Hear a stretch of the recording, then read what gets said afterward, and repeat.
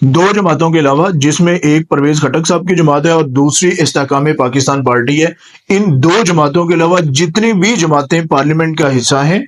ان تمام جماعتوں کو کسی نہ کسی وقت میں پاکستان کی اسٹیبلشمنٹ نے ڈسا ہے، پاکستان کی اسٹیبلشمنٹ نے نقصان پہنچایا ہے، اور حقیقت میں یہ نقصان اسٹیبلشمنٹ نے اس جماعت کا نہیں کیا، وہ پاکستان کا ہی نقصان کیا ہے، کہ پاکستان کے عوام نے جو مینڈیٹ کسی بھی جماعت کو دیا ہے، اس مینڈیٹ کو چوری کر کے کسی دوسری جماعت کو دیا گیا ہے۔ اور پاکستان تحریک انصاف کے ساتھ پچھلے 2 سال کے اندر جو کچھ ہوا ہے، اس میں سب سے زیادہ حصہ پاکستان کی اسٹیبلشمنٹ کا ہے۔ اب اسٹیبلشمنٹ کے متعلق پاکستان تحریک انصاف کو اور دوسری جتنی بھی جماعتیں ہیں، جس میں مسلم لیگ نواز اینٹی اسٹیبلشمنٹ نعرے لگاتی رہی ہے، پاکستان پیپلز پارٹی اینٹی اسٹیبلشمنٹ نعرے لگاتی رہی ہے، بلوچستان کی اور کے پی کے کی دوسری بھی جتنی جماعتیں ہیں وہ بھی اینٹی اسٹیبلشمنٹ نعرے لگاتی رہی ہیں۔ تو مجھے محمود خان اچکزئی کی ایک بات بہت اچھی لگی، ابھی اسمبلی میں تقریر کر رہے تھے، انہوں نے کہا کہ ہمیں ایک قرارداد پیش کرنی چاہیے، کیونکہ جتنی بھی جماعتیں اسمبلی کے اندر موجود ہیں، یہ تمام جماعتیں اینٹی اسٹیبلشمنٹ نعرے لگاتی رہی ہیں، یہ چاہتی ہیں کہ اسٹیبلشمنٹ کا سیاست کے اندر کوئی کردار نہ ہو،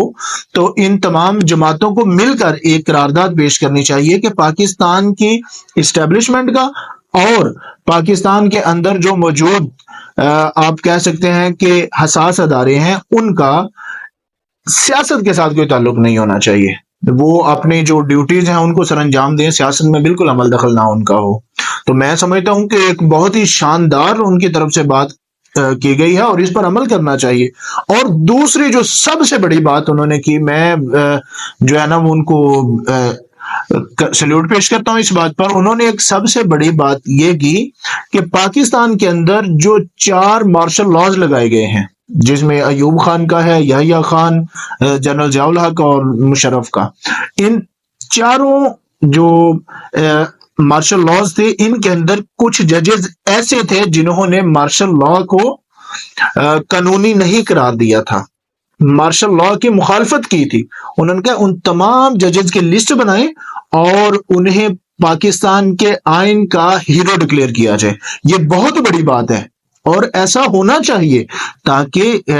کرج ملے ان لوگوں کو جو لوگ پاکستان کے آئین کے ساتھ کھڑے رہتے ہیں، جو مشکل وقت میں پاکستان کے آئین کے ساتھ کھڑے رہتے ہیں، نہ کہ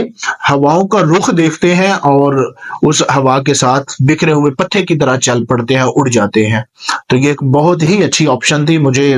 آئی ریئلی ایڈمائر ان دونوں باتوں کو، ایسی قراردادیں پیش کرنی چاہیے۔ بہت شکریہ آپ کا، اللہ حافظ۔